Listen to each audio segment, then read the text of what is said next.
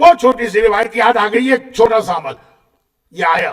ایک مرتبہ ایک مومن بہت پریشان آیا 11ویں امام کے پاس. کہا مولا میرے گھر میں فاقے، میرے گھر میں غربت، میرے بچوں کے پاس نہ پہننے کے کپڑے ہیں نہ کھانے کی غذا. بہت چھوٹا واقعہ ہے، عمل کیجیے گا، عمل کیجیے گا. میرے پاس کچھ نہیں، لیکن مولا میں آپ سے کچھ مانگنے نہیں آیا ہوں.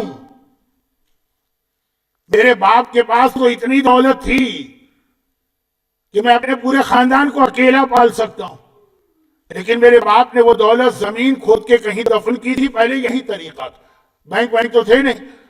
اور اچانک اس کو موت آ گئی. تقریر کہاں سے شروع ہوئی تھی؟ اچانک موت اچھی ہے کہ جب ٹائم مل جائے وصیتوں کا. اچانک موت آ گئی.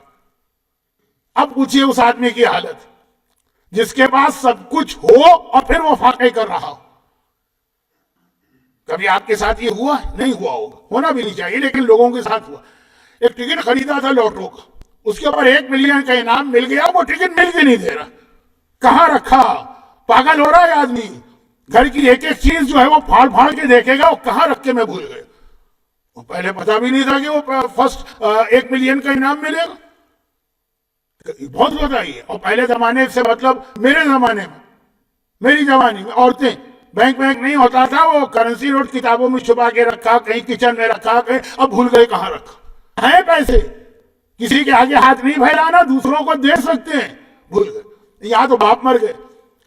مولا بچوں کی غربت فاقے دیکھ رہا ہوں، تڑپ رہے ہیں، کسی کے آگے ہاتھ نہیں پھیلانا، میرے پاس ہے اتنا. باپ مر گئے. امام نے کہا چھوٹا سا عمل سن لے. آج کل بڑے مشکل عمل یوٹیوب پہ نظر آ رہے ہیں. عربی کی ایسی دعائیں کہ بعض اوقات اس دعا بتانے والے سے سوال کرنے کو دل چاہتا ہے. ایک دعا کوئی ایسی بتائیے کہ ہم یہ دعا یاد کر سکیں تو پھر اس کے اوپر عمل کریں گے. اور میں ہمیشہ سے قائل تھا، اور آج کل خصوصاً چھوٹے عمل.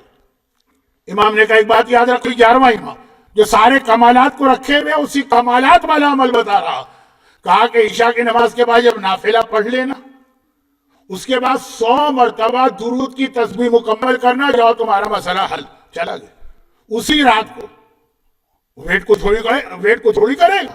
اسی رات کو عشاء کے بعد جو 2 رکعت ہم نافلہ بیٹھ کے پڑھتے ہیں ختم کی، 100 درود کی تسبیح ختم کی، سویا خواب میں باپ آ گئے. اور آنے کے بعد کہا بیٹا وہ امانت باغ کے فلاں گوشے میں فلاں جگہ پہ دفن ہے، جا کے لے لو. اسی وقت اٹھ کے بھاگا، چراغ لے کے گیا، زمین کھودی، وہ ساری دولت مل گئی. یہ 11ویں امام کا خاص تحفہ ہے آپ کے لیے. آپ کے بھی بہت سارے مسئلے اور پریشانیاں ہوں گے. اور درود کیا ہے؟ درود وہی تمام 4 معصومین کے کمالات درود میں جمع ہے. تو زبان کے ذکر میں درود میں سارے کمالات ہیں، اور پرسنالٹی کے اعتبار سے 11ویں امام میں سارے کمالات ہیں.